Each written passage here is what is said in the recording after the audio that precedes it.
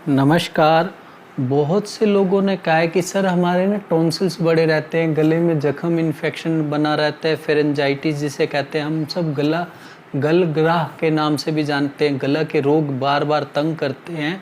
तो ऐसे में हम क्या करें? बहुत से लोगों ने पत्र लिख के पूछा है। तो मैं आपको बताना चाहूँगा कि सबसे पहले घरेलू उपचार बता रहा हूँ। घरेलू उपचार में सफ्टिक हो गया, जिसे फटकड़ी जानते हैं के नाम से जानते हैं। फटकड़ी आपने लेनी है 2 ग्राम, सेंधा नमक लेना है 2 ग्राम, हल्दी लेनी है 3 ग्राम। आप अगर इसमें कंफ्यूज हों तो मैं आपको बता दूं कि लगभग आधा इंच के करीब फटकड़ी का टुकड़ा ले लें, आधा इंच के करीब नमक का टुकड़ा ले लें, सेंधा नमक लेना है आपने, और लगभग 1 इंच के करीब हल्दी का टुकड़ा ले लें।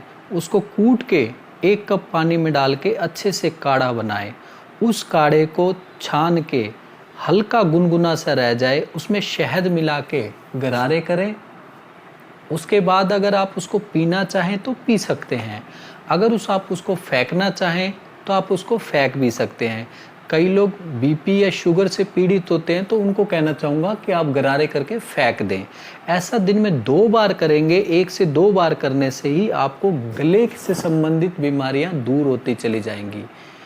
अब मैं आपको आयुर्वेदिक उपचार बता देता हूँ। आयुर्वेदिक उपचार में हम कहते हैं कि हल्दी का टुकड़ा लगभग 1 इंच का, कुलंजन का टुकड़ा लगभग 1 इंच का, भृंगराज की घास लगभग 2 ग्राम के करीब, मुलेठी लगभग 2 इंच के करीब, इनको कूट के 1 कप पानी में डाल के अच्छे से काढ़ा बनाएं। जब पानी आधा कप रह जाए उसे छान के उसके गरारे करके या चाय के रूप में पहले गरारे करें और धीरे धीरे उसे नीचे ले जाएं।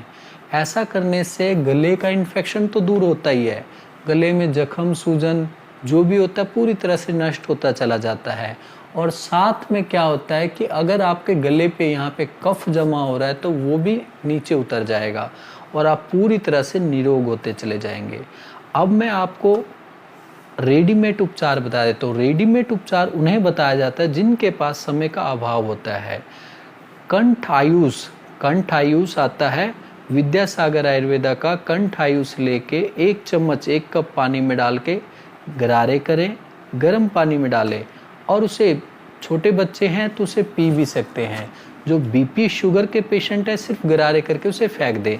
या जिन लोगों को बीपी शुगर की समस्या नहीं है, ऐसे लोग आप गरारे करके धीरे धीरे करके चाय की तरह पी भी सकते हैं।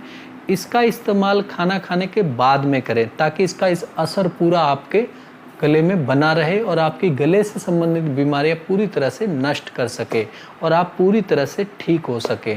जो गले से संबंधित बीमारियां होती हैं वो आज के समय में बहुत ज़्यादा तंग करती हैं। जैसे मौसम बदलता है, ख़ास तौर पे गले में इन्फेक्शन होता है, खांसी जुकाम फीवर ये तंग करता है।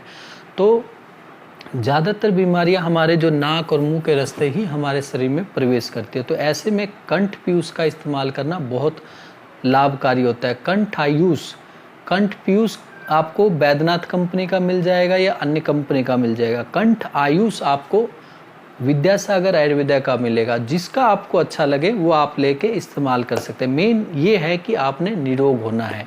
कैसे निरोग होना है ये आपने देखना है। और खट्टी ठंडी तली फली चीज़ें जैसे दही, लस्सी, सॉस, अचार, चावल खास तौर पे परहेज है आपके लिए। आइसक्रीम, कोल्ड ड्रिंक, बहुत से गले के रोगी पूछते हैं जी हम दही खा लें, लस्सी खा लें।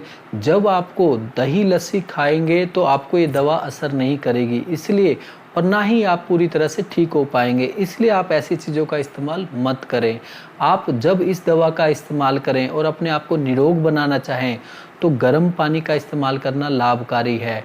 दूध में हल्दी डाल के पीना लाभकारी है।